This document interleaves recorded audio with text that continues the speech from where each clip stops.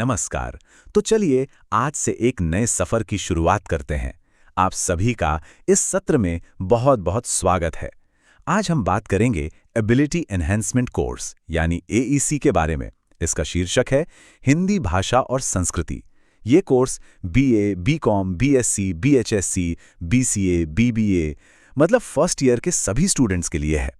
देखिए, ये सिर्फ एक भाषा का कोर्स नहीं है, बल्कि ये हमारी संस्कृति, हमारी ज्ञान परंपरा और हमारी पहचान को और गहराई से जानने और समझने का एक जरिया है। तो आज हम क्या क्या बात करने वाले हैं, ये रहा हमारा आज का रोड मैप। सबसे पहले हम समझेंगे कि ये कोर्स है क्या और इसके लक्ष्य क्या हैं। फिर हम एक एक करके सभी पांचों यूनिट्स के सिलेबस को देखेंगे। इसके बाद मैं कुछ बहुत अच्छी किताबों के बारे में बताऊंगा जो आपके काम आएंगी। और हाँ, सबसे आखिर में हम बात करेंगे कि इस कोर्स को करने के बाद करियर के कौन-कौन से रास्ते खुलते हैं। चलिए तो फिर शुरू करते हैं। हमारा पहला पड़ाव है इस कोर्स का परिचय और इसके लक्ष्य। देखिए, कोई भी विषय पढ़ने से पहले ये जानना बहुत जरूरी होता है कि हम उसे पढ़ क्यों रहे हैं, इस कोर्स को हमारे सिलेबस में क्यों रखा गया है, और जब ये कोर्स खत्म होगा तो हम इससे क्या सीखेंगे। इन्हीं सवालों के जवाब हमें यहाँ मिलेंगे। तो इस कोर्स को पूरा करने के बाद हासिल क्या होगा? देखिए, सबसे पहले तो हम अपनी भारतीय ज्ञान परंपरा की महानता को समझेंगे। हिंदी के जो बड़े बड़े लेखक हुए हैं, उनकी रचनाओं से हमारा परिचय होगा। कहानियों और निबंधों के जरिए हम अपने देश और प्रदेश की संस्कृति को जानेंगे। इससे न सिर्फ राष्ट्रीय बल्कि एक अंतर्राष्ट्रीय चेतना भी विकसित होगी। भाषा और शब्दावली यानी आपकी लैंग्वेज स्किल्स और वोकैबुलरी तो बेहतर होगी ही, साथ में हम कुछ खास बीज शब्दों को भी समझेंगे, जैसे धर्म, अर्थ, भाव। ये सिर्फ शब्द नहीं है, इनमें पूरा का पूरा दर्शन छिपा है।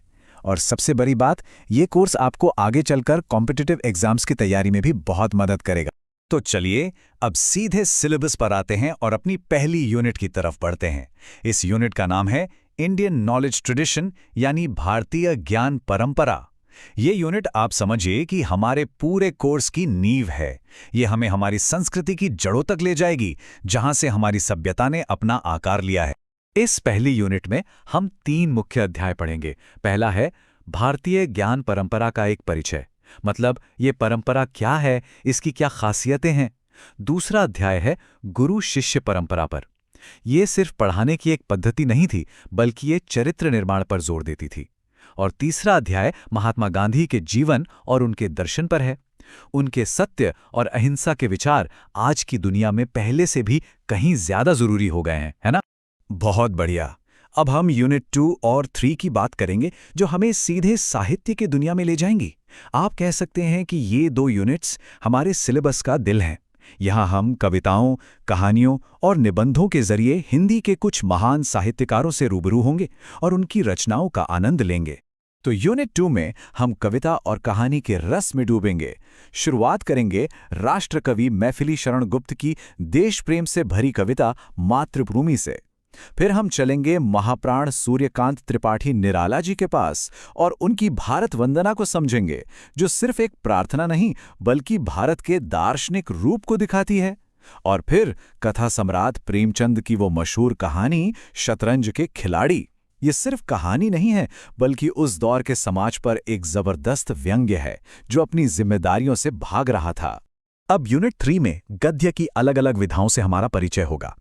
इसमें एक वैचारिक लेख है जो बताता है कि भारत की अलग अलग भाषाओं में राम का स्वरूप कैसा है। फिर आचार्य रामचंद्र शुक्ल का निबंध उत्साह है।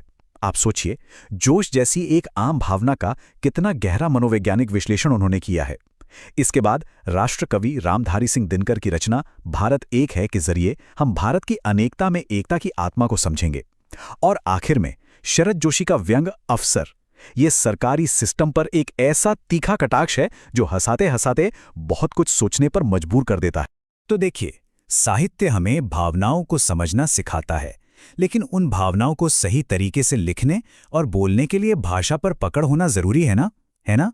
इसीलिए अब यूनिट 4 और 5 में हम भाषा की नींव यानी व्याकरण और रचना पर ध्यान देंगे। व्याकरण को आप किसी भी भाषा की रीढ़ की हड्डी समझ सकते हैं। यूनिट 4 में हम शब्द कैसे बनते हैं और अपनी शब्दावली को कैसे बढ़ा सकते हैं, ये सीखेंगे।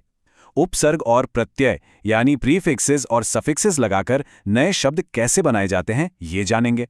फिर शब्दों के अलग अलग प्रकार जैसे तत्सम, तद्भव, देशज और विदेशी शब्दों को समझेंगे। इसके साथ साथ पर्यायवाची, विलोम शब्द और अनेक शब्दों के लिए एक शब्द, इन सब का अभ्यास भी करेंगे।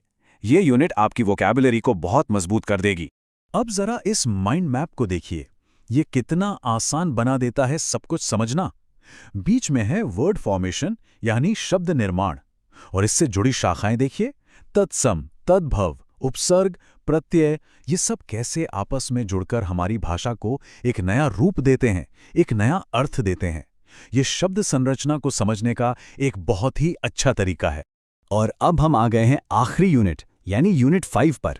यहाँ हम भाषा के कुछ और ज़रूरी पहलुओं को जानेंगे।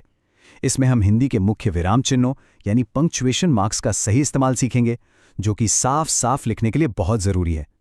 फिर हम उन बीज शब्दों की अवधारणा को गहराई से समझेंगे, जैसे धर्म, अर्थ, भाव और अवधारणा। ये सिर्फ शब्द नहीं, ये अपने आप में पूरे दर्शन हैं। और अंत में हम संक्षेपण यानी प्रिसाइज राइटिंग की प्रैक्टिस करेंगे।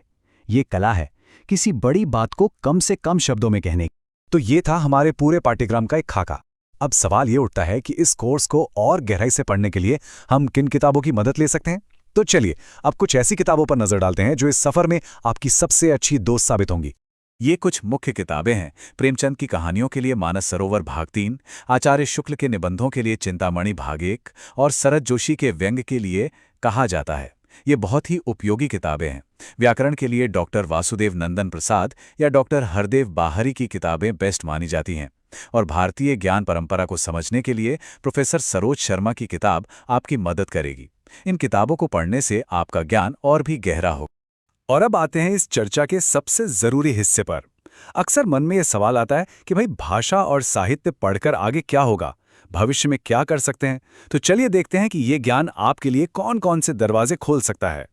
देखिए, इस विषय में अच्छी पकड़ बनाने के बाद सरकारी और प्राइवेट दोनों ही क्षेत्रों में बहुत मौके हैं। सरकारी क्षेत्र की बात करें तो आप सिविल सर्विसेज यानी यूपीएससी या स्टेट पीएससी में बहुत अच्छा कर सकते हैं। टीचर या प्रोफेसर बन सकते हैं। मंत्रालयों में अनुवादक की नौकरी कर सकते हैं। और अगर प्राइवेट सेक्टर की बात करें तो जर्नलिज्म और मीडिया, कंटेंट राइटिंग और एडिटिंग, एडवर्टाइजिंग और पीआर और पब्लिशिंग हाउस, इन सभी जगहों पर बेहतरीन अवसर हैं। और बात सिर्फ नौकरी तक ही सीमित नहीं है। अगर आप चाहें तो खुद का काम भी शुरू कर सकते हैं। आप अपनी कंटेंट एजेंसी या ट्रांसलेशन सर्विस शुरू कर सकते हैं। संस्कृति पर एक ब्लॉग या यूट्यूब चैनल बना सकते हैं, या फिर हिंदी बोलने वाली ऑडियंस के लिए एक डिजिटल मार्केटिंग फर्म शुरू कर सकते हैं। मतलब संभावनाएं बहुत हैं, बस सोच क्रिएटिव होनी चाहिए। तो ये थी हमारे पूरे कोर्स की रूपरेखा और भविष्य की संभावनाएं। अब जरा सोचिए, इस ज्ञान यात्रा का कौन सा हिस्सा है जिसके लिए आप सबसे ज्यादा उत्साहित हैं? क्या वो साहित्य की दुनिया है, व्याकरण के नियम हैं, या फिर हमारी ज्ञान परंपरा की गहराइयां? इस पर विचार जरूर कीजिएगा। चलिए, तो आज की ये परिचयात्मक चर्चा यहीं समाप्त होती है। मुझे उम्मीद है कि अब आप सबको सिलेबस के बारे में एक साफ तस्वीर मिल गई होगी। सिलेबस और इससे जुड़े दूसरे ज्ञानवर्धक व्याख्यानों के लिए इस चैनल के साथ जुड़े रहिएगा। अगली क्लास में हम यूनिट 1 के पहले अध्याय से अपनी पढ़ाई शुरू करेंगे। धन्यवाद। काव्यमाला चैनल को सब्सक्राइब करें और ऐसे और शैक्षणिक वीडियो देखें।